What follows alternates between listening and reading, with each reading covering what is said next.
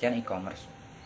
E-commerce merupakan kegiatan bisnis atau jasa yang berhubungan erat dengan konsumen, manufaktur, internet, service provider, dan perdagangan perantara dengan menggunakan media elektronik. Dalam hal ini, media elektronik utama dengan menggunakan internet. Selanjutnya, ruang lingkup e-commerce. Yang pertama, teknologi. Yang kedua, marketing and new consumer process.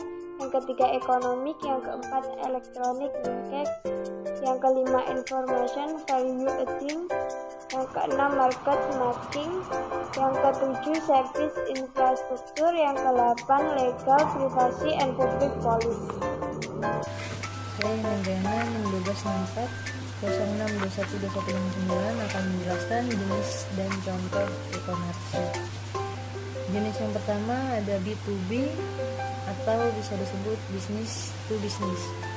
Transaksi bisnis antara pelaku bisnis dengan pelaku lainnya dapat berupa kesepakatan spesifik yang mendukung kelancaran bisnis. Contohnya seperti Electronic City, Kalali, MBIS.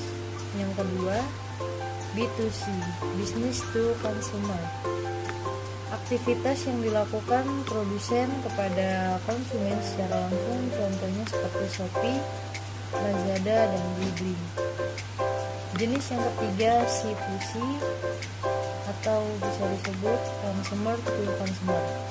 Aktivitas bisnis atau penjualan yang dilakukan oleh individu atau konsumen kepada individu atau konsumen lainnya. Contohnya seperti Tokopedia, OLX, atau Carousel. Yang keempat ada C2B, consumer to business. C2B merupakan model bisnis di mana konsumen menciptakan dan membentuk nilai akan proses bisnis. Contohnya seperti freelancer, Upwork, dan iStock. Yang kelima ada P2G, business to government. Merupakan turunan dari B2B. Perbedaannya, proses ini terjadi antara pelaku bisnis dengan instansi pemerintah, contohnya seperti CLU, Asela, e-katalog, LKPP. Yang keenam ada G2C, government to consumer.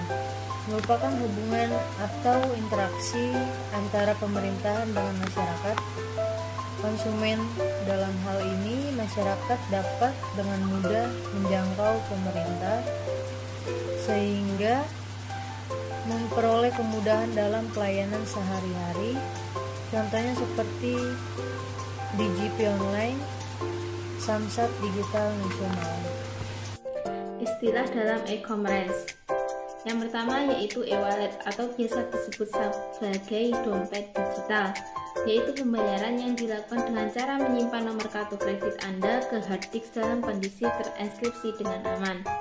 Selanjutnya yaitu e-cash. Dengan e-cash, seseorang dapat membeli barang atau jasa dengan cara mengirimkan nomor dari satu komputer ke komputer lain. Yang ketiga yaitu e-checks, dapat membeli barang atau jasa dengan cara mengirimkan nomor dari satu komputer ke komputer lain.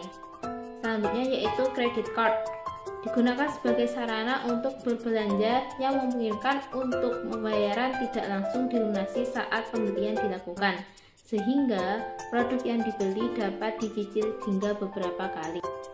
Micropayment, disebut juga microtransaction, merupakan transaksi dalam jumlah kecil, misalnya untuk mengakses grafik, game, maupun informasi. Selanjutnya yaitu phone cash. Phone cash mempunyai makna customer membeli item secara online dengan mengizinkan nilai pembelian ditransfer dari akun mereka ke akun orang lain dalam sebuah internet banking system. Yang terakhir yaitu telepon billing system, yaitu transaksi dagang yang dilakukan melalui telepon, memungkinkan customer untuk membeli barang atau layanan dan jumlah pembayarannya disertakan ke rekening telepon. Dampak positif e-commerce antara lain, pelayanan lebih maksimal ke konsumen, jangkauan pasar lebih luas, meningkatkan pendapatan dan